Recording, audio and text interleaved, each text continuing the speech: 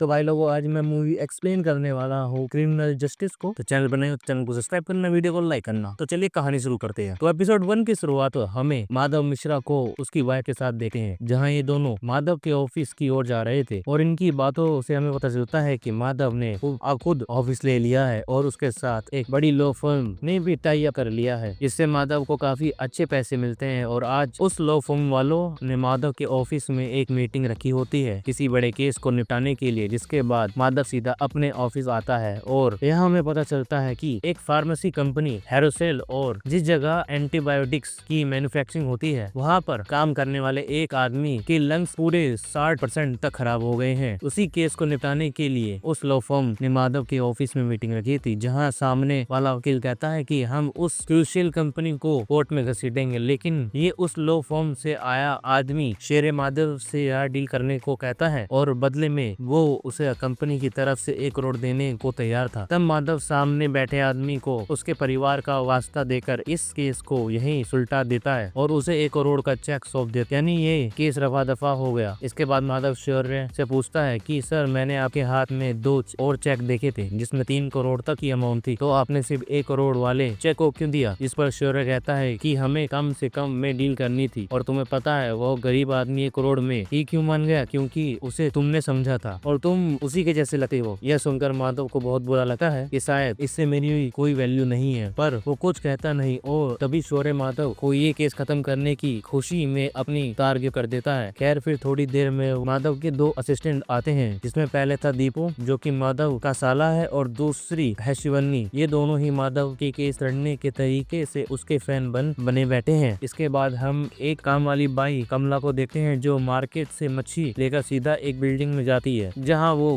किसी डॉक्टर राज के घर में काम करती थी। और फिर राज के घर में एंट्री करते ही वो देखती है कि राज तो किसी को पकड़े बैठा है जो खून में लथपथ है। ये देखकर वो चिल्लाने लगती है। अब यहाँ से 24 घंटे पहले का सीन शिफ्ट होता है, जहाँ हम राज की फैमिली को देखते हैं, जिसमें उसकी बेटी ईरा है और उसकी बीवी अंजू है और उसकी माँ है। हालांकि हमें पता चलता है कि अंजू और राज अब साथ में नहीं रहते। अंजू राज के सामने वाले फ्लैट में रहती है और आज ईरा का बर्थडे है, इसलिए वो उसे पियानो गिफ्ट में देती है। यहाँ ईरा की कंडीशन देख कर पता चलता है कि उसे कोई डिसऑर्डर है, इसलिए वो किसी से नजरें मिलाकर बात नहीं कर पाती और कभी कभी उसे दौरे भी पड़ते हैं। खैर, थोड़ी देर में यहाँ पर रोशन नाम की लड़की आती है और पता चलता है कि ये राज की गर्लफ्रेंड है, जो यहाँ ईरा की केयर टेकर भी है। और कहीं ना कहीं हम अंजू को देखकर समझ पाते हैं कि वो रोशनी को देखकर खुश नहीं है। इसके बाद राज अपने हॉस्पिटल आता है, जहाँ वो किसी का इलाज कर रहा था। फिर इलाज के बाद वो सीधा अपने दोस्त अर्श से मिलता है, जो कि उसकी बेटी का केस हैंडल कर रहा था और हाल ही में उन्होंने ईरा का टेस्ट भी करवाया था, जहाँ जानने के लिए कहीं उसको कैंसर तो नहीं है, पर रिपोर्ट नॉर्मल आती है। लेकिन यह प्रॉब्लम यहाँ थी कि ईरा को लो ब्लड शुगर की प्रॉब्लम भी है, जो कभी बच्चों में नहीं होती, इसलिए राज टेंशन में आ जाता है। फिर राज सीधा अंजू को कॉल लगाता है उसे ईरा की न्यूज देने के लिए, पर तभी वहाँ रोशनी आ जाती है। इसे देख राज फोन काट देता है और जब रोशनी और राज साथ में होते हैं तो उसे अंजू का फोन आता हुआ दिखता है। इससे रोशनी को थोड़ा अजीब लगता है कि अब राज को अंजू से क्या बात करनी होगी। इसके बाद जब राज और रोशनी घर पर जा रहे होते हैं तो राज रोशनी को कहता है कि आज रात ईरा की पार्टी में टाइम से आ जाना, पर रोशनी कहती है कि मेरा मूड नहीं है, क्योंकि वहाँ मैं तुम्हारे दोस्तों से मिलूंगी तो उन्हें लगेगा कि मैं एक 40 वर्ष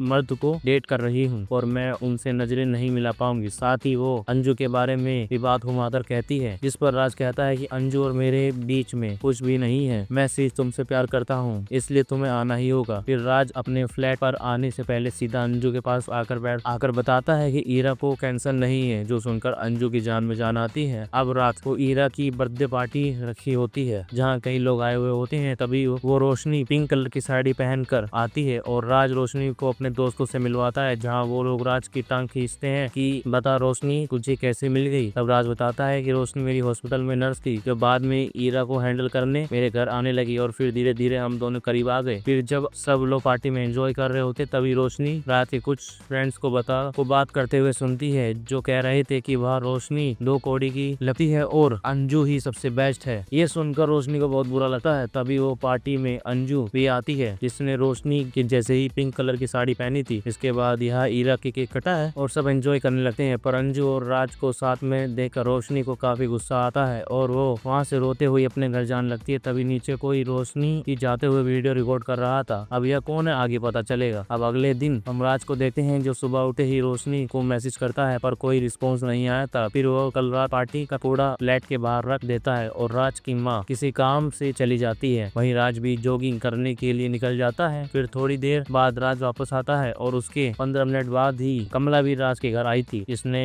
राज के हाथ में एक औरत की लाश देखी और वो चीखने लगी। तभी कमला की आवाज सुनकर सामने फ्लैट से अंजू भागती हुई आती है और राज के पास कोई और नहीं बल्कि रोशनी की लाश थी। यह देखकर उसके होश उड़ जाते हैं और अंजू सीधा पुलिस को कॉल कर देती है। अब इसके बाद वहाँ पुलिस आती है और यह केस गौरी नाम की पुलिस वाली हैंडल कर रही थी। तब गौरी का जूनियर रवि उससे बताता है कि ये लड़की की मौत गला काटने से हुई है और उसका राज के साथ चक्कर भी था। जिसके बाद गौरी पूरे क्राइम स्पॉट की तहकीकात करती है और लाश को पोस्टमार्टम के लिए भेज देती है। फिर गौरी सीधा अंजू से मिलने जाती है और पूछती है कि ये रोशन राज के साथ कब से थी। तो अंजू बताती है कि 15 महीने से। साथ ही अंजू बताती है कि हमारा अभी डिवोर्स नहीं हुआ है और हम लोग बस अलग अलग रहते हैं। फिर गौरी कहती है कि अब पहले तो राज को हम अपनी हिरासत में लेंगे, इसके बाद देखते हैं कि आगे क्या होता है। फिर यहाँ से जाते समय गौरी रवि से कहती है कि यह लगे सारे कैमरे की फुटेज निकालो और कल रात हुई पार्टी में आए सारे लोगों की लिस्ट भी लेकर आओ। साथ ही किसी भी हाल में हमें मर्डर वेपन ढूंढना है जो मिल नहीं रहा है। तभी रवि बताता है कि यहाँ केवल एंट्री और एग्जिट पर कैमरे लगे हुए हैं, फ्लोर पर भी कैमरे नहीं हैं, यानी यह केस और लंबा फंसेगा। जिसके बाद राज को सीधे थाने में ले जाते हैं और यह केस मीडिया में भी फैल गया था कि एक डॉक्टर ने खून कर दिया है। इसके बाद जब माधव अपने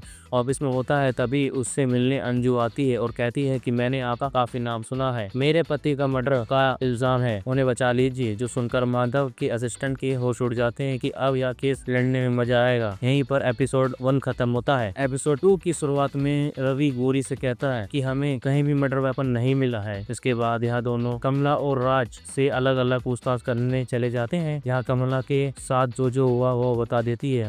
वहाँ राज बताता है कि मैं जॉगिंग से जल्दी घर आ गया था क्योंकि कल रात ज्यादा पीने के कारण सुबह अच्छा नहीं लग रहा था, लेकिन जैसे ही मैं घर आया तो देखा रोशनी के गले पर कट है और वो तड़प रही है। फिर कुछ ही सेकंड में उसकी मौत हो गई। यहाँ कमला बताती है कि मुझे पहले लगा कि अंजू की मौत हुई है, लेकिन यहाँ तो रोशनी निकली और कल रात दोनों ने ही सेम साड़ी पहनी थी। इसके बाद कमला बताती है कि कल रात रोशनी और राज साहब का झगड़ा भी हुआ था, जहाँ रोशनी ने ज्यादा पी ली थी और राज उन्हें कमरे में लेकर गया था। फिर रोशनी कमरे से निकली और वहाँ से गुस्से में घर चली गई। यह सब सुनकर गौरी सीधा राज से पूछताछ करने आती है कि पार्टी में आपकी और रोशनी के बीच में क्या हुआ था। तब राज भी कहता है कि रोशनी अपने घर चली गई थी, ज्यादा कुछ नहीं हुआ। और ये राज समझ जाता है कि यहाँ लोग राज को ही खूनी साबित कर रहे हैं, इसलिए वह कहता है कि मैंने कोई खून नहीं किया है और मुझे मेरे वकील चाहिए। इसके बाद गौरी को उसके सीनियर बुलाकर कहते हैं कि ये केस जल्दी सोल्व करना होगा, इतने बड़े डॉक्टर पर मर्डर का इल्जाम लगा है, इसलिए कुछ भी करके इससे सवाल करो। इधर माधव आज राज से मिलने आता है, जिसे अंजू ने हायर किया था, और वो राज से सब कुछ डिटेल में पूछता है कि बताओ क्या क्या हुआ था जॉगिंग से लेकर घर तक। तब राज वही सब बताता है जो उसने पुलिस को बताया था कि मैं जॉगिंग के बाद घर आया तो रोशनी का गला कटा हुआ था और वह मरने वाली थी, तब उसने मेरे हाथों में दम तोड़ा। यह सुनकर माधव कहता है कि अभी तक मर्डर वेपन नहीं मिला है, देखते हैं आगे क्या होता है। साथ ही बताता है कि मैंने आपकी बेल की अर्जी डाल रखी है, कल जज साहब बताएंगे आपको रिमांड में रखा जाए या नहीं। अब अगले दिन हम कोर्ट का सीन देखते हैं जहाँ रोशनी का केस कोई कदम नाम का वकील लड़ रहा था। वहीं माधव राज की बेल की अपील करता है। तब यहाँ कदम राज पर लगे इल्जामों को गिनवाकर बेल खारिज करवा देता है और जज भी राज को पुलिस की कस्टडी में रखने के लिए कहता है। उसके बाद माधव के पास उसी बड़ी लो फर्म से वहाँ आदमी शेर मिलने आता है और कहता है कि मैंने सुना है आपने राज वाला केस ले लिया है, ऐसा कीजिए उस केस को छोड़ दीजिए वरना आपको हमारी फर्म छोड़नी पड़ेगी, क्योंकि आप यहाँ केस लड़ेंगे तो फेमस हो जाओगे और हमें एक आम दिखने वाला वकील चाहिए। जो सुनकर माधव चुप हो जाता है। इधर पोस्टमार्टम रिपोर्ट आने के बाद डॉक्टर बताता है कि रोशनी पर अटैक सामने से हुआ था और कोई छोटे शाही चाकू होगा और मारने वाला राइट हैंडेड है। यहाँ ईरा को अंजू बता देती है कि कुछ दिन राज घर नहीं आ पाएगा। यह सुनकर ईरा गुस्से में अपने रूम में चली जाती है। वही अब पुलिस ने राज के दोस्तों से पूछताछ शुरू कर दी थी, जहाँ सारे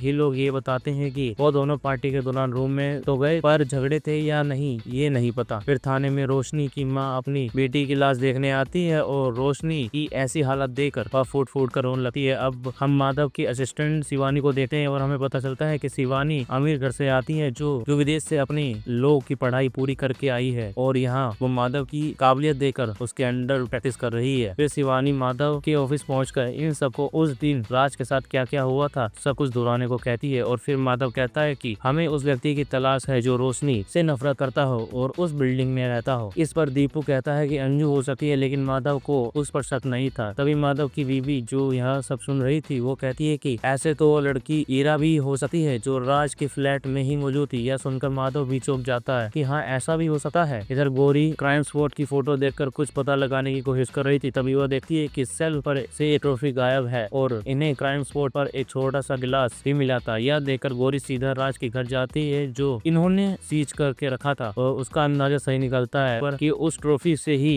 रोशनी को मारा गया है जो अब मिल नहीं रहा है। वहीं माधव आज ईरा से पूछताछ करने आता है ताकि उसे कुछ भी पता हो तो वह बता सके और इसी दौरान माधव को पता चलता है कि अंजू भी एक वकील है जिसने अब प्रैक्टिस छोड़ दी है और किसी कारण वो माधव के बारे में जानती थी। यहाँ गौरी जैसे ही बाहर आती है तो उसे गार्बेज ट्रक नजर आता है और वहाँ उसके ड्राइवर को रोककर उससे पूछती है कि राज का कूड़ा तूने उठाया था ना, अब यह बता उसे कहाँ फेंका है। जो वह आदमी बता देता है। वहीं माधव ईरा से बड़े प्यार से पूछने लगता है कि उस दिन फ्लैट पर कोई आते हुए तो नहीं दिखा या किसी की आवाज आई, और जो सुनकर ईरा कोई जवाब नहीं देती और वह बस ड्राइंग ही की जा रही थी। फिर माधव और सवाल करता है तो ईरा एकदम से इरिटेट होकर वहाँ से भाग जाती है जिसे अंजू संभालने ले जाती है। तभी माधव ईरा की ड्राइंग बुक देखता है कि उसने सारे स्केच नॉर्मल बनाए हैं केवल रोशनी को छोड़कर। यह बात उसे अजीब लगती है। यही एपिसोड 2 खत्म होता है। एपिसोड 3 की शुरुआत में रवि पूरी पुलिस फोर्स के साथ कूड़े वाली जगह पर मर्डर वेपन देखने जाता है, लेकिन वह जगह देखकर उनके होश उड़ जाते हैं। हालांकि फिर रवि गौरी को बताता है कि एक अच्छी खबर है कि राज का कूड़ा फेंकने वाली गाड़ी प्राइवेट थी, इसलिए उसने जहाँ कूड़ा फेंका है वहाँ थोड़ा कम है और हम वेपन ढूंढने की कोशिश कर रहे हैं। इधर आज ईरा स्कूल जाने के लिए रेडी हो जाती है और जाने से पहले वह अंजू से मौत के बारे में पूछती है जिसे अंजू थोड़ा बहुत बताती है। फिर उसे स्कूल छोड़ने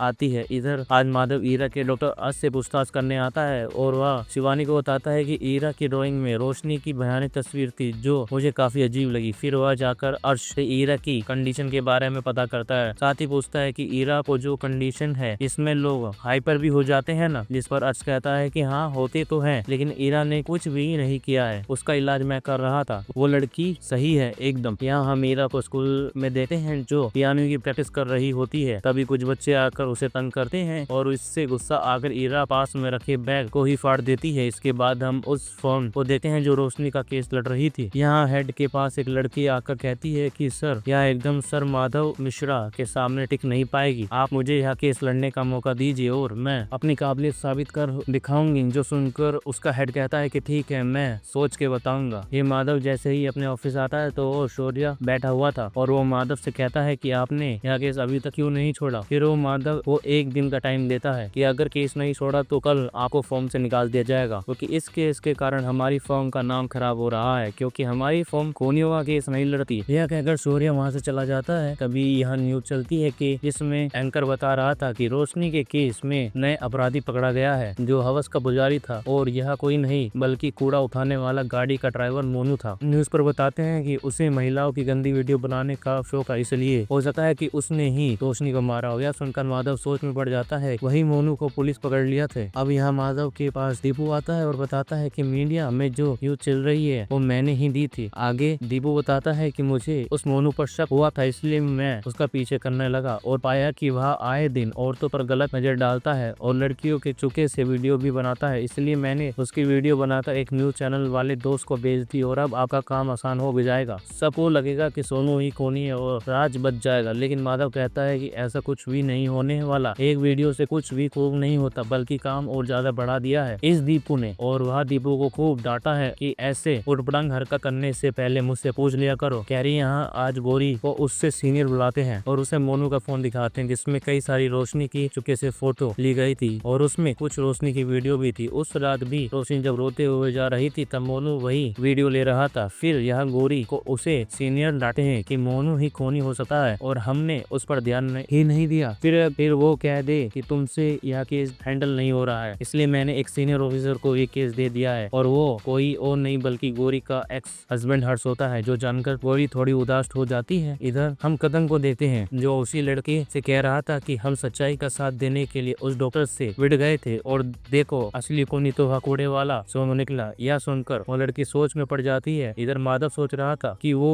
या केस लड़े या फिर लॉ फॉर्म की बात मान ले। तब वह केस लड़ने का डिसाइड करता है और सबसे पहले लॉ फॉर्म को दी हुई कार उसी आदमी के पास ले जाता है जिसके लंग्स खराब हो गए थे, यानी माधव ने वहाँ लॉ फॉर्म छोड़ दी और उसके पैसे से भला भी कर दिया। इधर हर्ष आते ही मोनू को रिमांड पर ले लेता है कि तूने रोशनी को क्यों मारा, पर मोनू तो मना किए जा रहा था और हर्ष जैसे मोनू पर लाश फेंक कर मारता है तो मोनू उसे उल्टे हाथ से पकड़ लेता है। यह देखकर हर्ष सीधा अपने सीनियर के पास आकर बताता है कि शायद उस मोनू ने खून नहीं किया है क्योंकि फाइल्स में लिखा था कि खूनी ने सीधे हाथ से रोशनी पर वार किया था, पर यह मोनू तो लेफ्ट हैंडेड है। वहीं गौरी आकर बताती है कि मोनू के क्लाउड अकाउंट पर वीडियो मिला है जिसमें 2 हफ्ते पहले अंजू और राज कार में किस कर रहे थे, जबकि गौरी बताती है कि अंजू ने तो बताया था कि उन्होंने अलग हुए 1 साल से ऊपर हो गया है, यानी इन दोनों के पास की वजह थी उस रोशनी से छुटकारा पाने की। यहीं पर एपिसोड 3 खत्म होता है और अभी भी सीरीज बाकी है जिसको मैं एक्सप्लेन करूंगा इन फ्यूचर, तो उसको देखने के चैनल को सब्सक्राइब, वीडियो को लाइक कर देना। Thank you for watching.